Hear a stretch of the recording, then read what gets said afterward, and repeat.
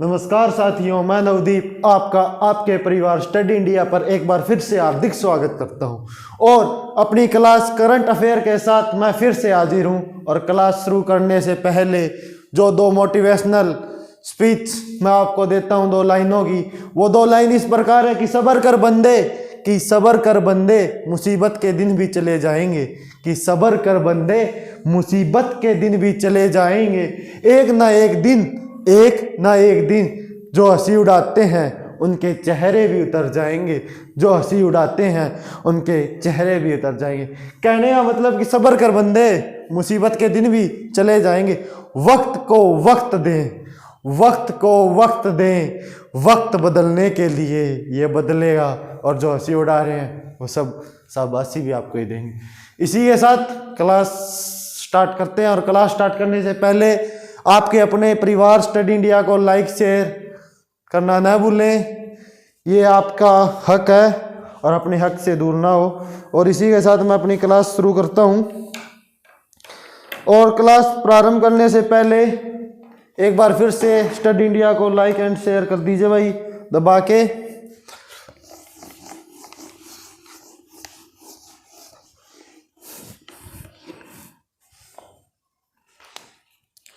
दो बैंकों का विलय एक बैंक में कर दिया गया भाई। कौन कौन से बैंकों का?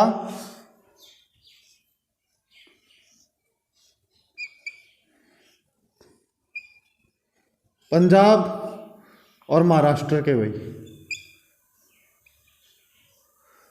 पंजाब और महाराष्ट्र कोऑपरेटिव बैंक के भाई, पीएनबी का नहीं, कोऑपरेटिव बैंक है ये, पंजाब और Maharashtra cooperative bank.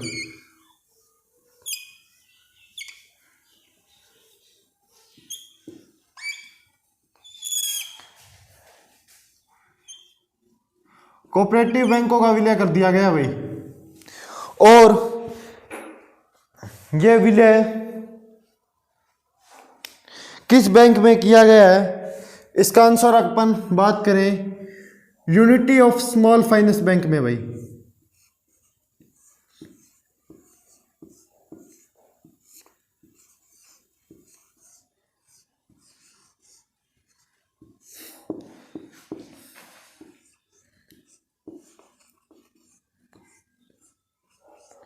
Unity of small finance bank में किया गया भाई इनका विलय।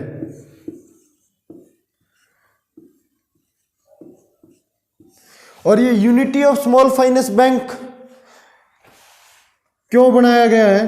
तो ये बैंक इसलिए बनाया गया कि सभी बंदों को बैंक की सुविधा मिले भाई। स्मॉल फाइनेंस बैंक इसलिए ही बनाया गया है कि सभी बंदों को बैंक की सुविधा मिले भाई।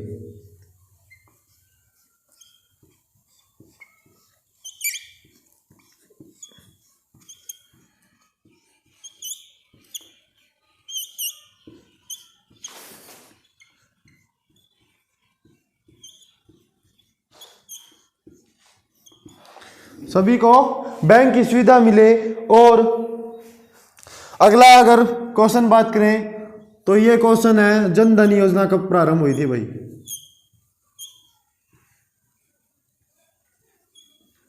जन धन योजना कब प्रारंभ हुई?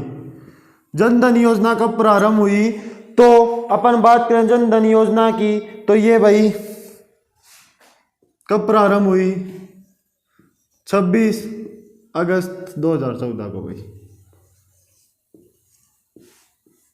वही योजना भाई जिसके 0 बैलेंस पे खाते खोले गए थे। जन धन योजना, सभी का हक बैंकों में, ये योजना जन धन योजना है। और अगला क्वेश्चन कि आरबीआई का राष्ट्रीयकरण कब हुआ था? आरबीआई का राष्ट्रीयकरण कब हुआ था? तो भाई आरबीआई का राष्ट्रीयकरण, रिजर्व बैंक ऑफ इंडिया का राष्ट्रीयकरण, रिजर्व बैंक ऑफ इंडिया का राष्ट्रीयकरण कब हुआ था भाई? बैंक से रिलेटिव क्वेश्चन है और एग्जामिनेशन की हिसाब से इंपॉर्टेंट है। तो इसका आंसर है भाई 1 जनवरी 1949। 1 जनवरी 1949 को आरबीआई का राष्ट्रीयकरण हुआ था। और अगला अगर क्वेश्चन बात करें तो अपना है 14 बैंकों का राष्ट्रीयकरण कब हुआ भाई? पहले 14 का फिर 6 बैंकों का राष्ट्रीयकरण कब हुआ? पहले 14 बैंकों का और फिर 6 बैंकों का राष्ट्रीयकरण कब हुआ? तो इसका राष्ट्रीयकरण हुआ भाई 1969। 14 बैंकों का राष्ट्रीयकरण 1969 में हुआ और 6 बैंकों का राष्ट्रीयकरण भाई 1980 में हुआ। सबसे पहले आरबीआई का राष्ट्रीयकरण हुआ और आरबीआई के राष्ट्रीयकरण के बाद अपन बात करें तो 14 बैंकों का राष्ट्रीयकरण हुआ और राष्ट्रीयकरण के बाद 6 बैंकों का राष्ट्रीयकरण हुआ भाई। कुल 21 बैंकों का राष्ट्रीयकरण हो चुका है। ठीक है।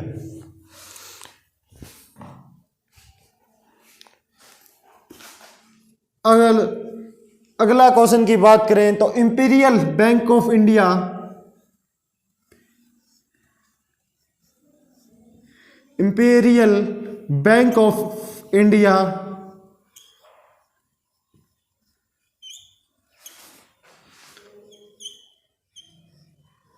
Of India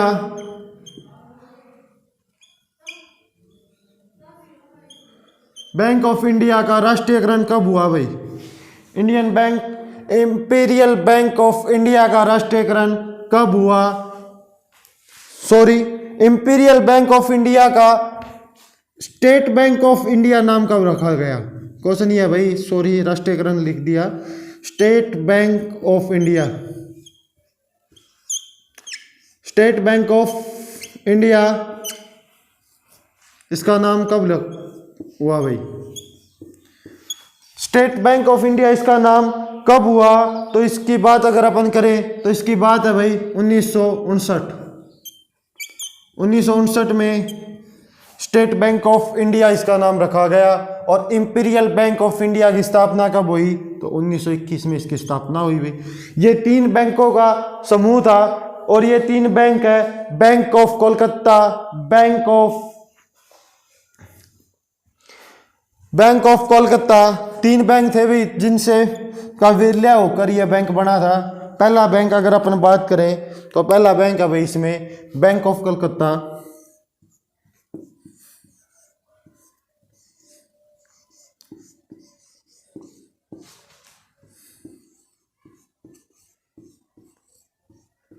bank of Calcutta, bank of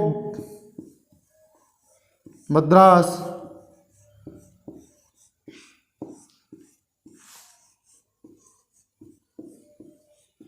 bank of Madras और तीसरा है भाई बैंक ऑफ बॉम्बे।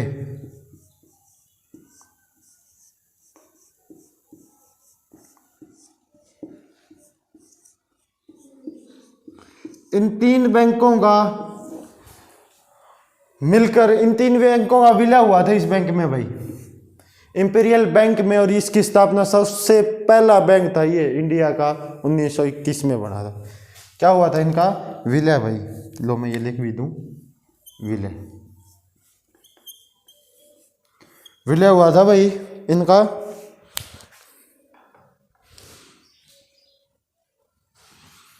वह कौन सा बैंक है जो डल झील में सबसे पहले एटीएम स्थापित करने वाला बैंक बन चुका है भाई?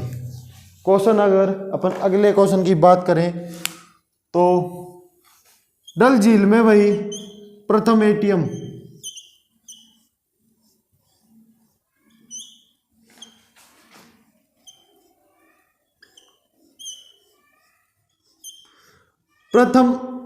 स्थापित करने वाला बैंक भाई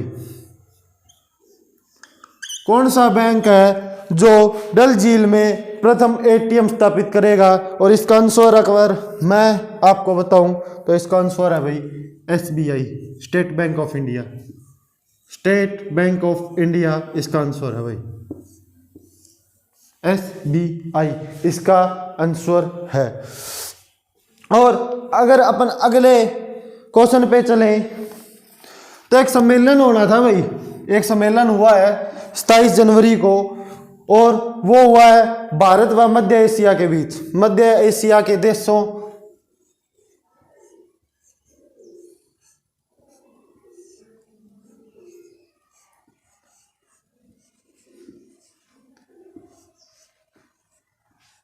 मध्य एशिया के बीच, भारत व मध्य एशिया के बीच एक सम्मेलन हुआ है।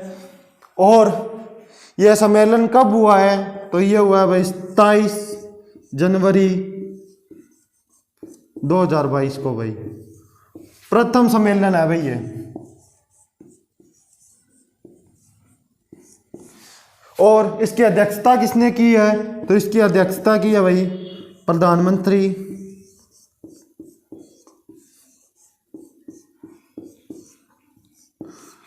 नरेंद्र मोदी जी ने जी।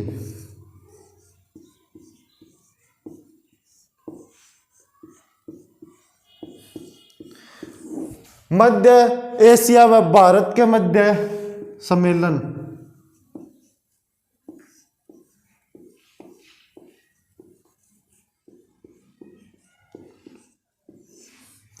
ये मध्य एशिया कंट्री और भारत के मध्य एक सम्मेलन हुआ है।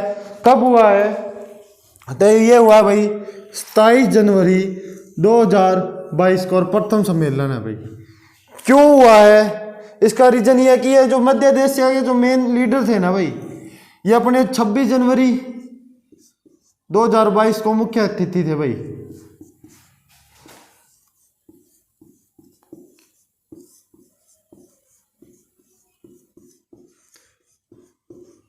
मुख्य अतिथि थे ये 26 जनवरी 2022 को, ये मुख्य अतिथि थे, पर ये आ नहीं सकते भाई। क्यों नहीं आ पाए?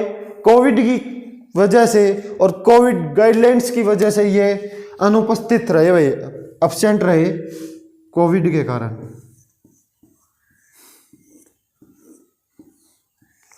कोविड के कारण ये नहीं आ पाए। और फिर इनके मध्य एक सम्मेलन हुआ जो वीडियो कॉन्फ्रेंसिंग के तहत हुआ, और इसकी अध्यक्षता की अपने प्रधानमंत्री नरेंद्र मोदी ने। इसका उद्देश्य क्या था? अगर अपन बात करें उद्देश्य की, तो इसका उद्देश्य भाई दक्षिण अफ्रीका में शांति भाई।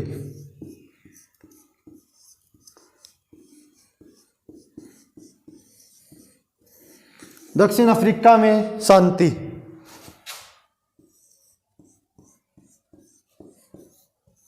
इसका प्रमुख उद्देश्य था। और यह दक्षिण अफ्रीका में शांति क्यों भाई? तो मैं बता दूं, अगर अपने को मध्य एशियाई देश में जाना हुआ तो 3 रास्ते हैं। प्रथम रास्ता पाकिस्तान से भाई,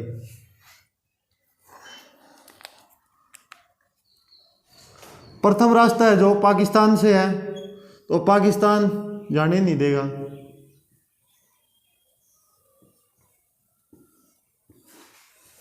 दूसरा भाई चाइना से अगर आप जाए तो चाइना भी इतना भाईचारा नहीं रखता अपने साथ, तो ये भी अपने को नहीं जाने देगा।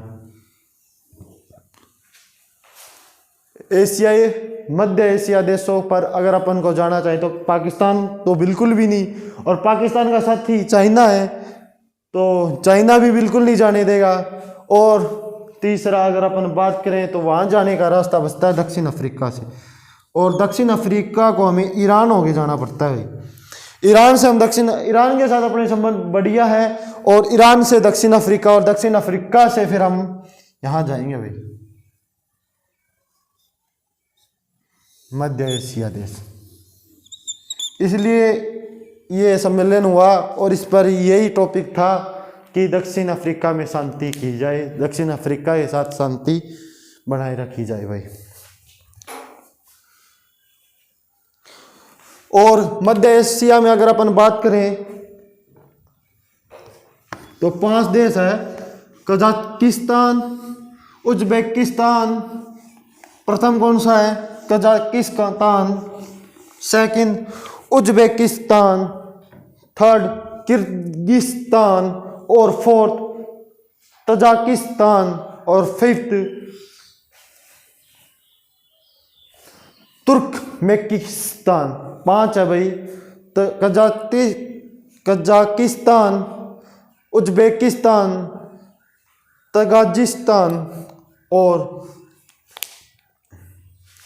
किर्गिस्तान, और एक और तुर्कमेनिस्तान। ये 5 कंट्री है जो मध्य एशिया में आती है भाई। ठीक है, अगर अपन अगले क्वेश्चन की बात करें तो अगला क्वेश्चन है भाई तास्कर समझौता।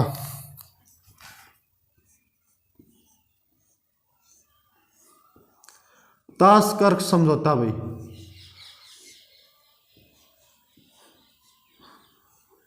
ताशकंद समझौता कहाँ हुआ और किस चीज का समझौता था भाई ये? तो ये भाई अपनी 1964 की लड़ाई भारत पाक 1965 में हुआ था ये। और कहाँ हुआ? तो ये हुआ था भाई उज्बेकिस्तान में।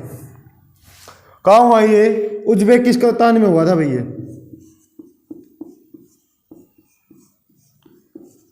क्यों हुआ था?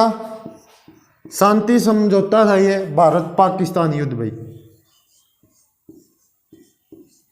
भारत पाकिस्तान युद्ध भाई, इसका समझौता हुआ था। और भारत की तरफ से अध्यक्षता की थी लाला लाजपत राय ने भाई।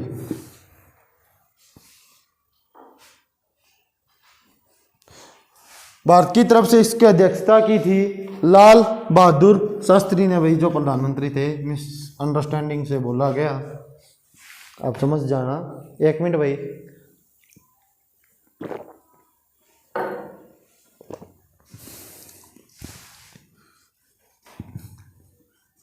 लाल बहादुर शास्त्री भाई उस समय के ये पीएम थे अपने।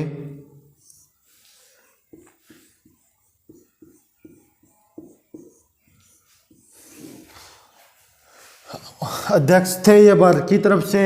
और ये समझौता हुआ उज्बेकिस्तान में 1965 में, भारत पाकिस्तान युद्ध भाई, युद्ध के ऊपर ये समझौता हुआ था। ठीक है।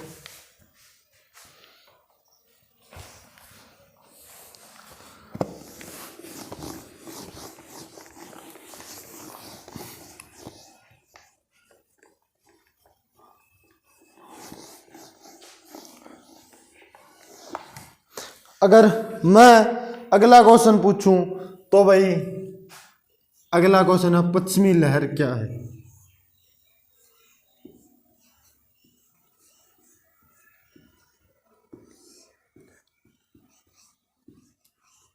पश्चिमी लहर क्या है? और एग्जामिनर आपको बजाने के लिए इसमें लिखेगा शीत लहर, गर्म लहर, लू, या फिर युद्धाभ्यास। तो ये एक भाई प्रदर्शन है जो पश्चिमी घाट पर हुआ है भारतीय नौसेना के द्वारा, पश्चिमी घाट पर हुआ है। और ये प्रदर्शन कहाँ हुआ है?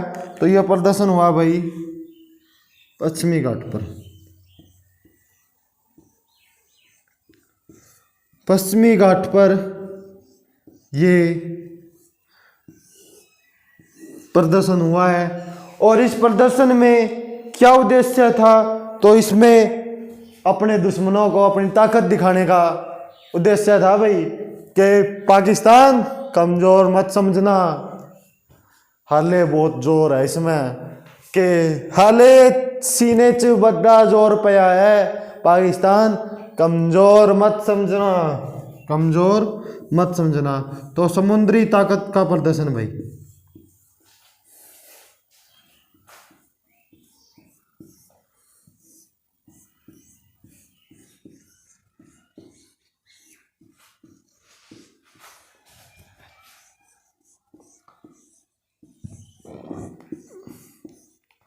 समुद्री ताकत का प्रदर्शन इसका उद्देश्य है भाई।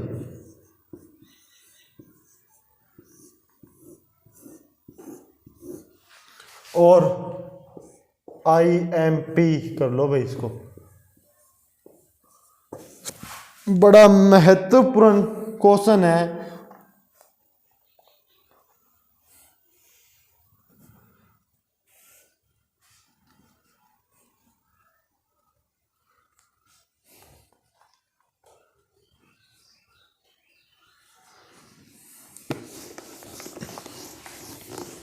और अगर अपन अगले प्रश्न की तरफ चलें तो भाई डेट का क्वेश्चन, और मेरी तरफ से डेट के क्वेश्चन हमेशा इंपॉर्टेंट रहते हैं, तो मैं अपनी क्लास में 1 या 2 डेट के क्वेश्चन अवश्य लेके आता हूं। तो डेट का क्वेश्चन भाई, अंतर्राष्ट्रीय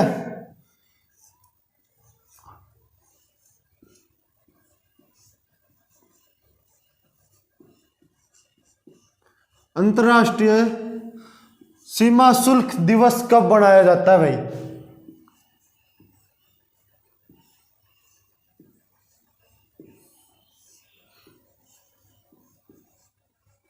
लिखाई बचपन से खराब है, लिखाई पर मत जाना, पर जो लिख रहा हूं वह कंफर्म मिलेगा। तो भाई ध्यान से अपनी क्लास पर फोकस रखें और बाप की फिक्र को फक्र में बदल दें, कि अपने पापा की फिक्र को फक्र में बदल दें। यही गुजारिश है आपसे। जिस दिन आप कामयाब होगे उसी दिन आपके पिताजी की फिक्र फक्र में बदल जाएगी। और इसी के साथ like and share study India को। तो सीमा सुरक्षा दिवस भाई कब मनाया जाता है? इसका आंसर 26 जनवरी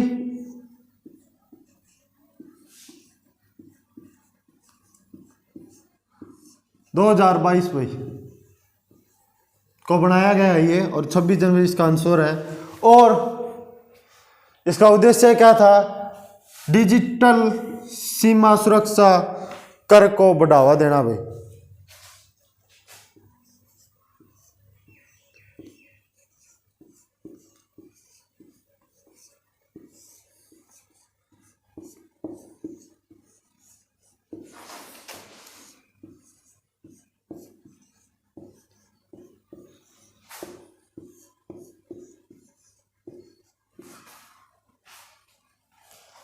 डिजिटल सीमा सुरक्षा कर को बढ़ावा देना इसका उद्देश्य है भाई। और वेरी वेरी वेरी इंपॉर्टेंट है भाई, क्यों डेट का क्वेश्चन है, और डेट का क्वेश्चन मैं हमेशा आपसे इंपॉर्टेंट ही कहता हूं। और विश्व सीमा सुरक्षा सीमा शुल्क दिवस का मंत्रालय कहाँ भाई? सीमा शुल्क दिवस का मंत्रालय कहाँ है? अगला क्वेश्चन कि सीमा शुल्क दिवस का मंत्रालय कहाँ है भाई?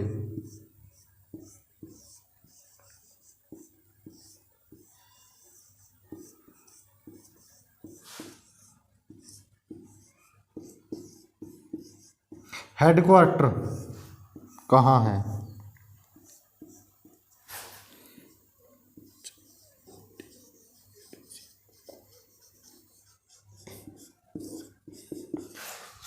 हेडक्वार्टर कहाँ है सीमा शुल्क दिवस का भाई?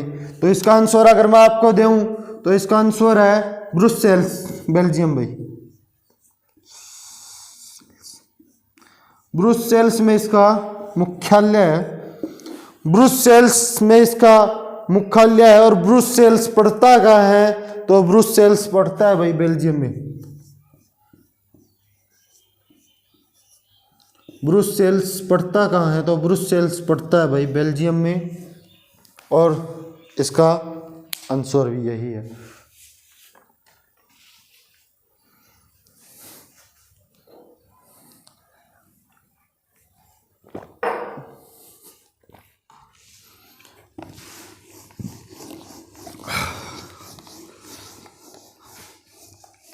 लाइक और शेयर कर दो दोस्तों, मेहनत लग रही है। और सब्सक्राइब भी कर दीजिए, आपको हर अपडेट का पता लगने के लिए सब्सक्राइब जरूरी है। तो भाई अगला क्वेश्चन सीमा सुरक्षा शुल्क दिवस के बाद में है सेवा वस्तु की सेवा, वस्तु व सेवा कौन सी सूची में भाई?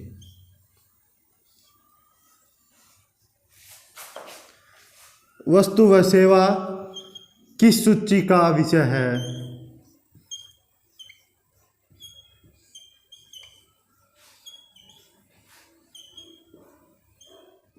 वस्तु व सेवा किस सूची का विषय है? तो इसका आंसर अगर मैं आपको बताऊं तो इसका आंसर है भाई समवर्ती सूची।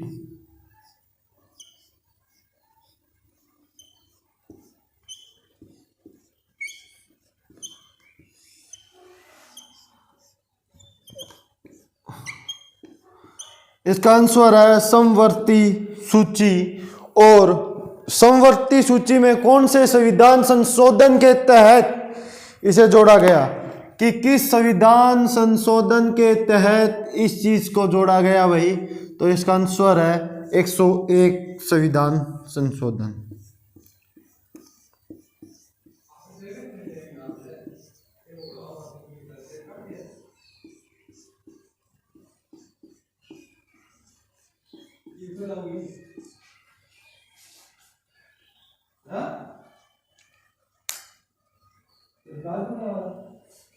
एक 101 संविधान संशोधन है भाई, और 101 संविधान संशोधन में इसे जोड़ा गया है। अगला क्वेश्चन, पद्म विभूषण की तमन्ना सबकी होती है भाई, पद्म विभूषण हमें मिले, पर एक ऐसा बंदा है जिसने पद्म विभूषण के लिए बुलाया गया और उसने उसे लेने से इनकार कर दिया। तो क्वेश्चन ये है कि हाल ही में किस राज्य के पूर्व मुख्यमंत्री महोदय बुद्धदेव भट्टाचार्य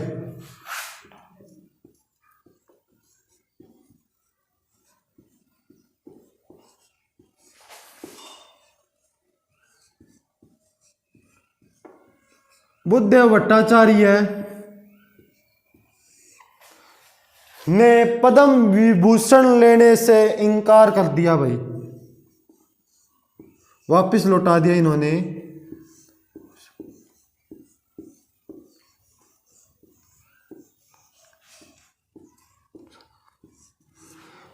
पद्म विभूषण को लौटाया भाई।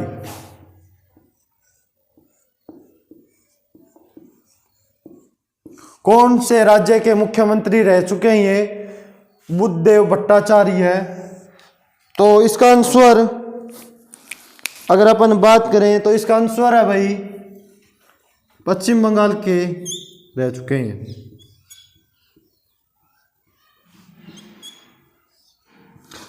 26 जनवरी को इनका भी नाम था पर इन्होंने वापस लौटा दिया। और क्यों लौटा दिया इसका रीजन सुनकर आपको हंसी आएगी कि इसका रीजन ये था कि मुझे बताया नहीं गया कि मैं पद्म विभूषण से नवाजा जाऊंगा, इसीलिए इन्होंने वापस भी लौटा दिया भाई। कुल कितने बंदों को पद्म विभूषण मिला है भाई 26 तारीख को? तो कुल 4 बंदों को पद्म विभूषण मिला है।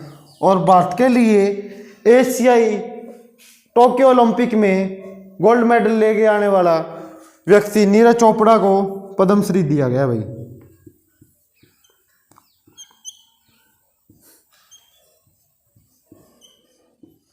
गोल्ड ले गया है तो भी इसको भी कुछ दिया गया है और इसको दिया गया है पद्मश्री भाई।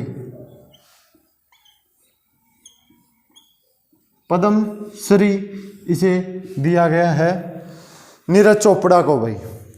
तो बुद्धदेव भट्टाचार्य ने पद्म विभूषण लौटा दिया। क्यों लौटा दिया? रीजन ये था कि मुझे बताया नहीं, पर भाई साहब प्रधान जी मित्र जी आपको सबको पता है राजनीति राजनीति राजनीति, कुछ रीजन वो भी थे।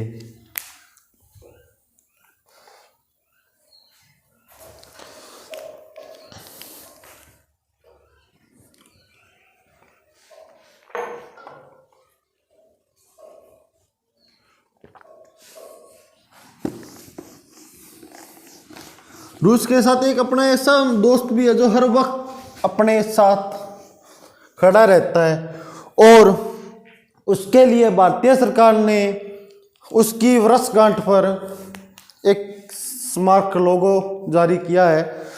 तो वो कौन सा देश है जिसकी, क्वेश्चन ये है कि वो कौन सा देश है जिसकी वर्षगांठ पर भारतीय सरकार ने स्मारक लोगो प्रस्तुत किया है? तो उस देश का नाम है भाई, पहले क्वेश्चन लिख ले। क्वेश्चन ये है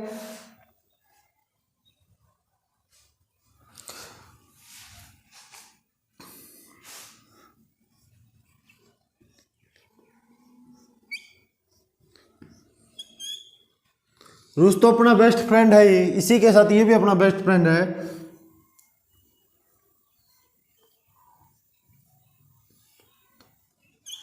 और बहुत ताकतवर देश है ये भी।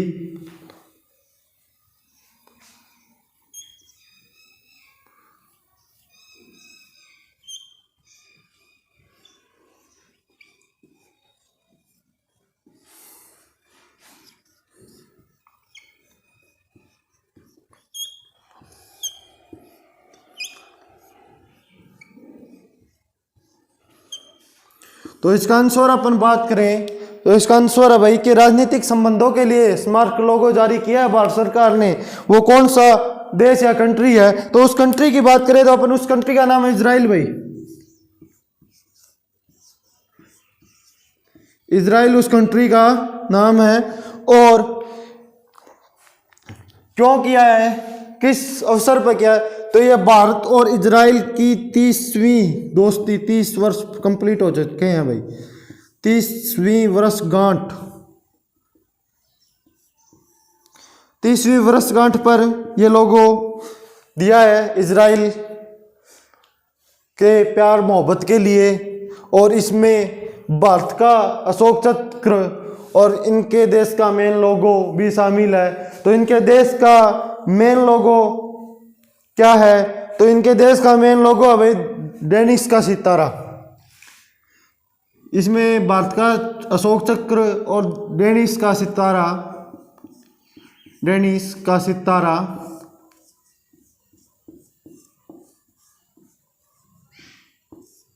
प्लस अशोक चक्र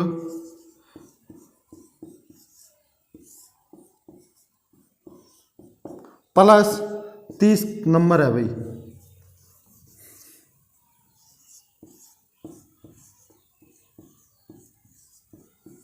तीस नंबर है इस लोगों में। और ये अपने संबंधों को बढ़ाने के लिए ये किया गया है और साथ ही अपनी दोस्ती का इजहार करने के लिए भी ये किया गया है। और दोस्ती का इजहार ऐसे ही थोड़ी होता है भाई, कुछ ना कुछ तो स्पेशल करना पड़ता है उसके लिए। तो इन्होंने ये किया भाई, एक लोगो जारी कर दिया, तू भी राजी मैं भी राजी, तू मना ना से दियो मैं तना नहीं से दूंगा। बाकी दोस्ती बहुत बढ़िया है।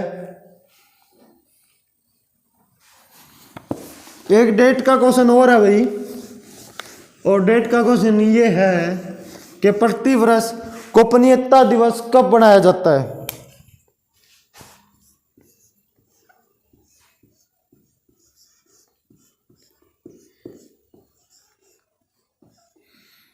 प्रधान जी लाइक शेयर कर दीजिए भाई, सभी साथियों से निवेदन है लाइक शेयर दबा के कर दें। रिक्वेस्ट कर रहा है आपका भाई आपसे यार, और किससे नहीं कर रहा है, आपसे कर रहा है। और भाइयों के लिए हर वक्त तैयार हूँ, आधी रात को भी याद करना आपके पास खड़ा पाऊंगा भाई। तो मेरे भाइयों रिक्वेस्ट है आप भी सपोर्ट कर दीजिए, स्टडी इंडिया को लाइक और शेयर। तो भाई इसका आंसर है गोपनीयता दिवस 28 जनवरी को मनाया जाता है भाई। 28 जनवरी को यह बनाया जाता है। और इसका उद्देश्य क्या था इस बार को? इसका उद्देश्य था भाई प्राइवेसी मैटर था।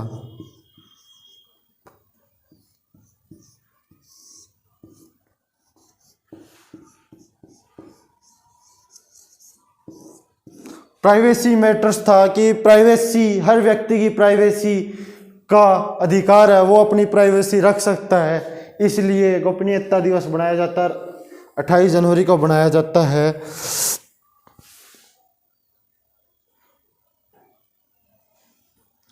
अगला क्वेश्चन की बात करूं तो निजता का अधिकार, निजता का अधिकार से संबंधित केस कौन सा भाई?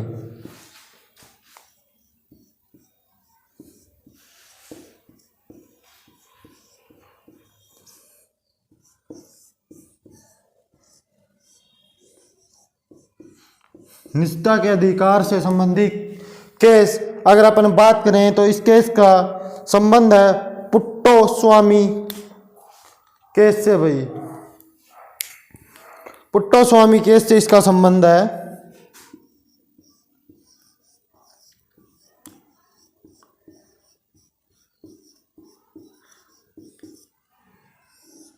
पुट्टास्वामी केस से संबंध, और पुट्टास्वामी केस में क्या था, आधार कार्ड की गोपनीयता की बात कही गई है भाई। अपने आधार कार्ड की गोपनीयता जरूरी है, ये बात इस केस में कही गई है। और निजता के अधिकार को मौलिक अधिकार में शामिल कर दिया गया, कौन से आर्टिकल के तहत?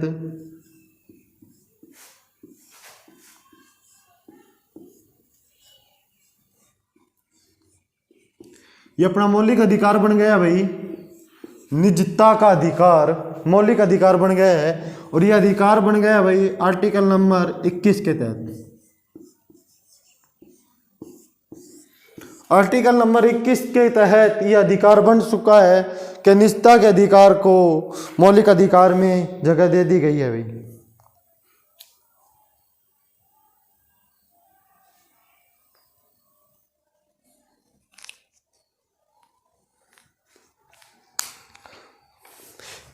संसद में एक ऐप लॉन्च की गई है, संसद में एक ऐप लॉन्च की गई है जिसका संबंध संसद और सांसद की कार्यवाही को, संसद और सांसद की कार्यवाही को आम आदमी देख सकता है भी वो क्या कार्य कर रहा है और क्या नहीं कर रहा। तो क्वेश्चन ये है, संसद वह सांसद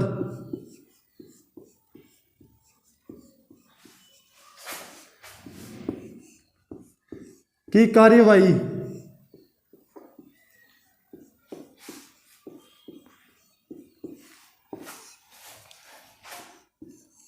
के लिए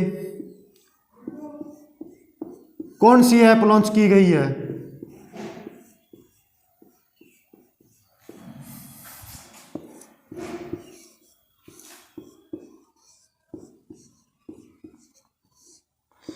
तो इसका आंसर है इस ऐप का डिजिटल इंडिया भाई, डिजिटल संसद। यार क्वेश्चन वही याद आ रहा है, डिजिटल इंडिया, डिजिटल संसद। और ये किस बंदे का दिमाग का खेल है भाई कि ये ऐप लॉन्च की जाए? तो ये है भाई ओम बिरला के दिमाग का की खोज भाई, ओम बिरला के दिमाग की खोज है भाई ये।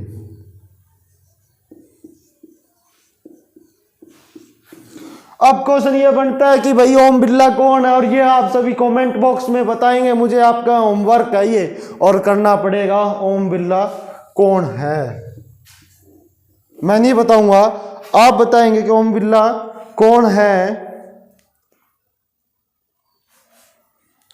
लोकसभा के सचिव कौन है भाई? लोकसभा सचिव कौन है? उत्पत कुमार।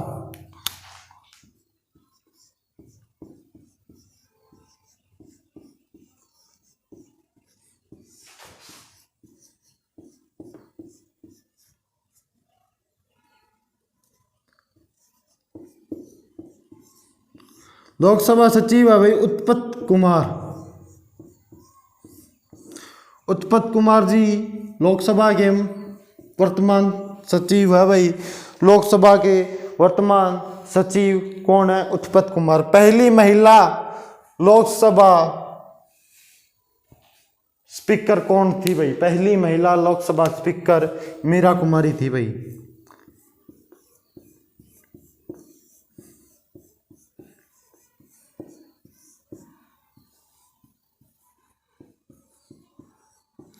लोकसभा स्पीकर महिला थी मीरा कुमारी भाई।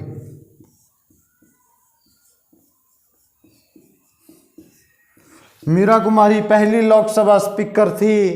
और लो मैं बता दूं, आपको होमवर्क करना नहीं है और आपको मेहनत करनी नहीं है, बाप की फिक्र को फक्र में बदलना नहीं है, इसीलिए तो बैठे हैं, नींद ले रहे हैं। ये सुनहरा अवसर चला जाएगा तो फिर आपका क्या होगा? कुछ नहीं होगा, वो ही प्राइवेट जॉब में धक्के खाओगे भाई। प्राइवेट जॉब अगर आपको 10,000 की मिल रही है तो ये समझ लीजिए वो आपसे 40,000 का काम करवा रहा है। और गवर्नमेंट जॉब गवर्नमेंट है, और बाप की फिक्र भी फक्र में बदलनी है तो मेहनत में लग जाओ साथियों, मेहनत बगैर कुछ भी नहीं। और तुम तो असली शेर हो रे, और पड़ोसी को दिखाना भी है सिलेक्शन। तो मीरा कुमारी जी अपनी प्रथम थी लोकसभा, प्रथम महिला लोकसभा स्पीकर थी ये।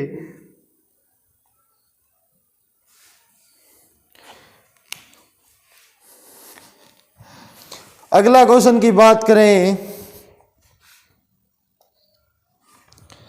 जो एयर इंडिया है उसकी स्थापना कब और किस नाम से हुई भाई? अगला क्वेश्चन, एयर इंडिया की स्थापना कब और किस नाम से हुई और उसे ने भारत सरकार को ये कंपनी कब सौंपी गई? तो एयर इंडिया की स्थापना भाई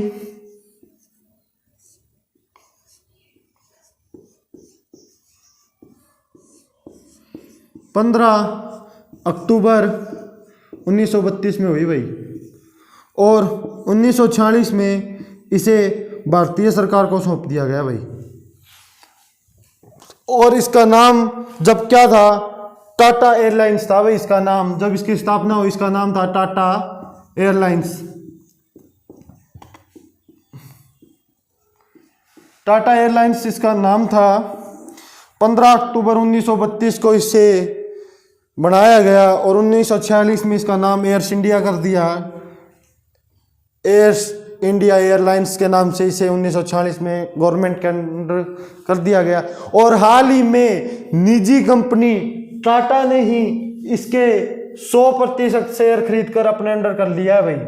क्यों कर लिया है? क्योंकि ऋण घाटे में चली गई थी भाई, इसे घाटा लग गया था, इसलिए सन्स ऑफ टाटा ने इसे 100% शेयर खरीद लिया भाई इसके। और अब ये फिर से जनवरी 2022 में इस पर पूर्ण रूप से अधिकार टाटा सन्स ऑफ टाटा का हो चुका भाई, जनवरी 2022 में भाई।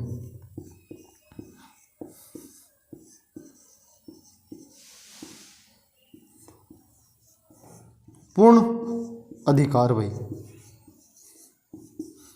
पूर्ण अधिकार हो चुका है। किसका हुआ है? टाटा कंपनी का इस पर पूरा अधिकार हो चुका है, फिर से इसका घाटा दूर करने के लिए भाई।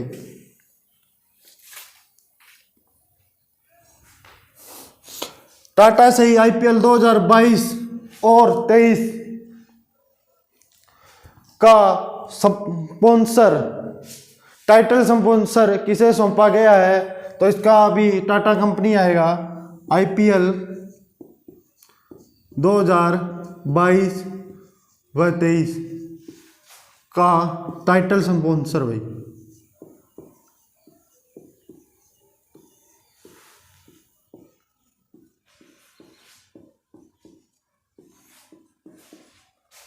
टाटा कंपनी को सौंपा गया भाई ये।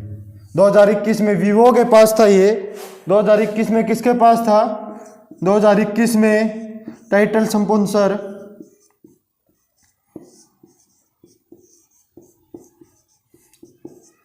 किसके पास था ये टाइटल स्पॉन्सर भाई? 2021 में वीवो के पास था। और 2021 का आईपीएल मैच किसने जीता? चेन्नई सुपर किंग्स ने जीता भाई।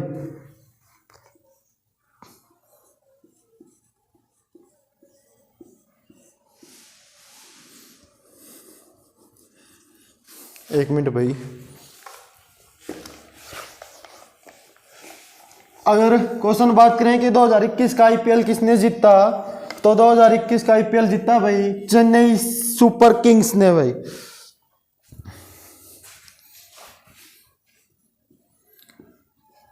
Chennai super Kings.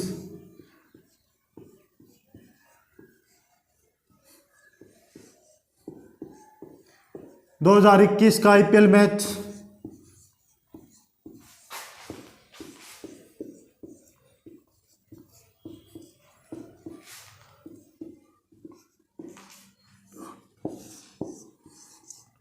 जीत लिया था भाई। ठीक है, ये दुबई के अंदर हुआ था ये मैच, ये भी आपको नॉलेज में बता दूं। ये मैच कहाँ हुआ था, तो ये मैच दुबई के अंदर हुआ था भाई। और इसी के साथ साथियों क्लास को मैं समाप्त करता हूँ। और क्लास समाप्त करने से पहले एक बात याद रखना, जब आपके बाप या पिताजी की फिक्र फ़क्र में बदल दो, उसी दिन आप कामयाब हो। अपने पिताजी की फिक्र फ़क्र में बदल दो, उसी दिन आप कामयाब हो। और उसी के लिए मेहनत करना है, लग जाओ। अभी देर नहीं हुई है साथियों, अभी टाइम है। देर उस दिन होगी जिस दिन आप कामयाब नहीं होगे और आपके पास सभी ऑप्शन चले जाएं। इसी के साथ स्टडी इंडिया को लाइक और शेयर भी कर देना।